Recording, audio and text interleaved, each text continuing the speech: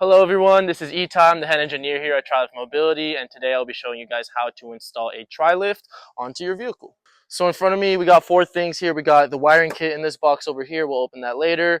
We have our TriLift tilt adapter. We have our 4011 post, and we also have a power head that we will all be installing today. So jumping right in front of me, I have a class 3 tilt adapter. This is a component that actually connects the hitch on the vehicle to the post that we'll be assembling later.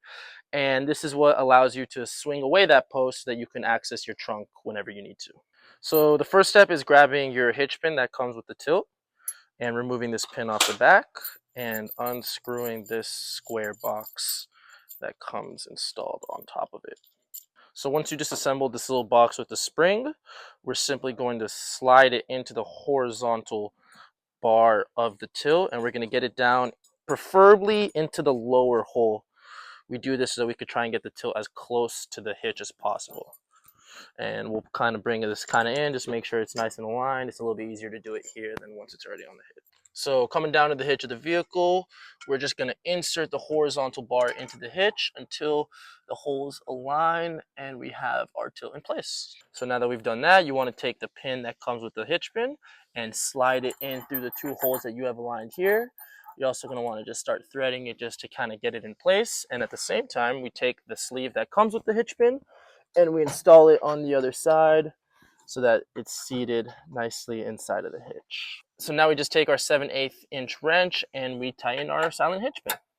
So when you've tightened the pin nice and tight, there shouldn't be any motion between the horizontal bar and the tilt. And we just take our pin that we took off earlier and we slide it over here and you're good to go. So while we're down here, I'm going to explain some of the components of the tilt, starting with this bolt down here on the bottom. Adjusting this bolt depending on these holes allows you to decide how far the tilt goes down when in the down position. Sliding upwards, you have this bolt over here. This bolt adjusts the vertical position of the lift when it's actually in operation. So if you have it tilted too far away from the car, you can slide it down a hole. If you have it tilted too close to the car, then you can do the opposite. If you find that the tilt pin is a little too hard to pull out, what you can do to help alleviate that is to just adjust this bolt right here. Sometimes just adjusting it about half a turn out is enough to alleviate any issues you might be facing with it. So in front of me I have the two parts that come with the wiring kit, the actual wiring harness that we will be connecting to the battery of the vehicle and the terminals that will be connecting to the power head on the TriLift side later. So the wiring kit installation is going to always start at the battery. We're going to wait on actually connecting it until towards the end of the installation, but this is where we're going to start actually wiring the harness towards the back of the vehicle. So the first thing I'm going to do is I'm going to take the blunt end of the harness and I'm going to find sort of a pathway to get this harness from the battery to the bottom of the vehicle. If you come look over here, you'll sort of see I have a crevice going down that I can see is not in contact with any exhaust pipes or anything like that. So I'm going to use that valley pretty much to get this wiring harness down at the bottom of the car. So I'm just going to kind of fish this down there, finagle its way, just like that. There you go. And I see that's going down the route I wanted it to.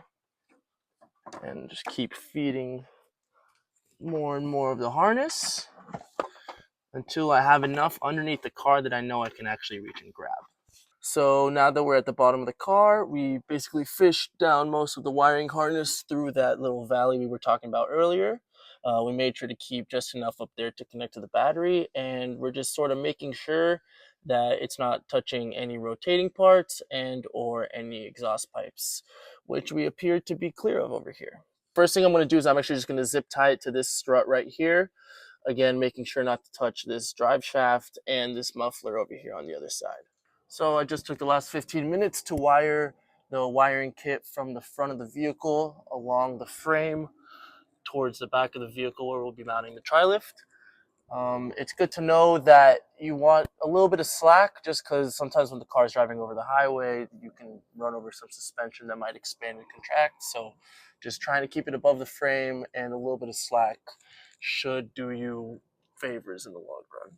So this brings us to the back of the car where we have just a little bit of the wiring harness sticking out, and we'll be connecting these connectors that come with the wiring harness. So We'll start off by taking a little razor blade and removing this outer sheath. So we just connected the 10 gauge 2-pin connector to the wiring harness of the vehicle. And I want to bring to you guys' attention that we used the covered portion in tandem with the white cable. This is because the white cable is going to be the hot cable, and so we want to make sure on the vehicle side that it's the one that is going to end up being covered at the end terminal. This brings us back to the engine bay of the car where we'll be connecting the wiring harness to the battery. So we'll start off by disconnecting the negative terminal, since you never want to work on the battery when the negative terminal is connected. And we'll be connecting the black cable to that, and then eventually we'll be connecting the white cable to the positive terminal as well. And our wiring harness is going to be all set up. We just finished connecting the battery to the wiring harness. We connected the negative terminal over here, grounded to the vehicle, and just reconnected the positive terminal directly to the battery. You can also distinguish the positive terminal because it's going to have the 40 amp fuse that comes with the wiring harness connected to it. So now we're ready to install the 4011 post onto the tilt adapter that we installed earlier.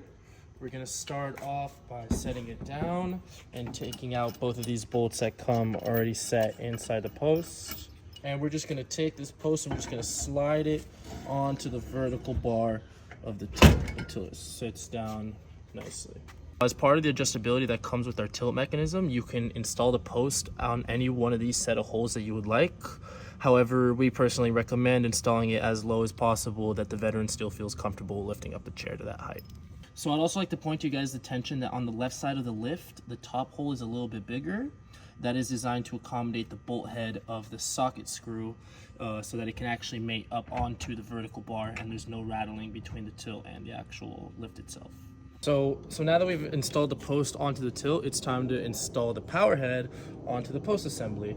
So to do that, we just slot this section on top of the post assembly and kind of shake it in until it slots into place just like that, and that's how we know it's engaged. If you're operating the motor and it's not lifting the lift up and down, it's probably because this T connection is not properly mated onto this slot on the post assembly. So just really make sure that you have this T sitting inside this slot, and you can really tell when it sits in because it'll kind of just seat in like that, and that's how you know the motor is properly seated. Now coming around the motor, we'll just tighten these 3 set screws. You have 1, 2, and 3 on the back side, and we'll just tighten all 3 of them and our motor will be in place on the post. So wrapping up the last stage of the installation, we ran this wiring harness from the motor. We ran it through the license relocators bracket we have right here.